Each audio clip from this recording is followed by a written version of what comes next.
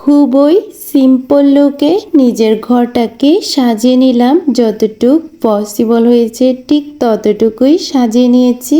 Hello everyone, আসসালামু আলাইকুম। আশা করি সবাই অনেক অনেক বেশি ভালো আছেন। আর হ্যাঁ, আপনারা সবাই কিন্তু ইদানিং আমার পেজের ভিডিওগুলো অনেক বেশি কমই দেখেন। তো এদিকে আজকে সকাল সকাল ঘর গোছানোর পরে ভাবলাম একটা ভিডিও ক্লিপ নিয়ে নিই। এই যে এটা ছিল ডাইনিং স্পেস। আমাদের এই রুমটা যেহেতু অনেক বেশি বড় ছিল, তাই তো সোফা আর ডাইনিং টেবিল সব একসাথে এক রুমে অ্যাটাচ করে রেখে দিয়েছি। সোফা আর ডাইনিংয়ের কালারটাও সেম সেম ছিল, খুব বেশি মানিয়েছিল। আজকে আমার গলায় প্রচুর ঠান্ডা লেগেছে, অনেক গলা ব্যথা, সেজন্য আমার কথা বলতে ভয়েস দিতেও অনেক প্রবলেম হচ্ছিল। তাও চেষ্টা করলাম যে অনেক দিন ভিডিও দেওয়া হচ্ছে না, সেই জন্যই মূলত ভিডিওটি করা। আর ভাবলাম আমাদের এই ছোট্ট ঘরটাকে কিভাবে সাজিয়েছি সেটাই আপনাদের মাঝে তুলে ধরে আপনাদেরকেও একটু দেখায়। আর এটা ছিল আমাদের বেসিন।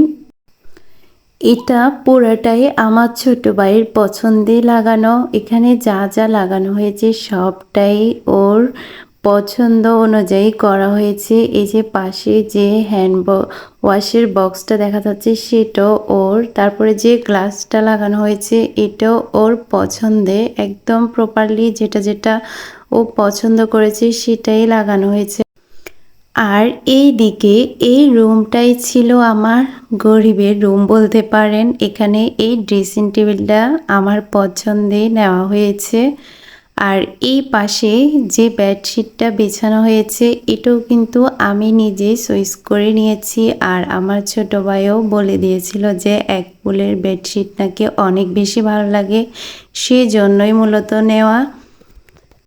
আর বেডশিটটা কিন্তু অনেক বেশি জোর, দেখেন যে রোজগুলা একদম যেন ফুটে আছে, খুব বেশি ভালো লাগতেছে। আমার তো এটা দেখা মাত্রই অনেক বেশি ভালো লেগে গিয়েছে। কিন্তু কথা হচ্ছে এই একটা বেডশিটই ছিল রেড কালারের। আমি চাইছিলাম যে অন্য কোনো কালার নিতে, কিন্তু কোনো অপশন ছিল না, তাদের এই একটা মাত্রই বেডশিট ছিল। আর এটা ছিল আমাদের আরও একটা রুম, সেখানের এই বেডশিটটাও অনেক বেশি সুন্দর ছিল। আর এগুলার দামও কিন্তু অনেক হিউজ ছিল, কি বলবো, পছন্দের জিনিস দাম হলেও নিতে হয়, কিচ্ছুই করার নেই। আর এই দিকে আমাদের ফ্লোরের কন্ডিশন দেখে বুঝতেই তো পারছেন, বন্যার পানির কারণে আমাদের পুরো ঘরের ফ্লোরগুলো একদম বাজে অবস্থা হয়ে গিয়েছে। দিন যত বাড়তেছে আমাদের ফ্লোরের অবস্থা তত বেশি খারাপ হচ্ছে। ব্ল্যাক কালারের ফ্লোরটা এখন একদম বাজে অবস্থা। তো এই রুমের জিনিসগুলা কোনোভাবেই ভালো লাগতেছিল না, আর জিনিসগুলো নষ্ট হয়ে যাওয়ারও সম্ভাবনা ছিল। সেই জন্য আমি এই রুমে কার্পেট বিছিয়ে দিয়েছি। অন্য রুমে দেওয়া সম্ভব হয় নাই, কারণ কার্পেটেরও হিউজ পরিমাণ দাম।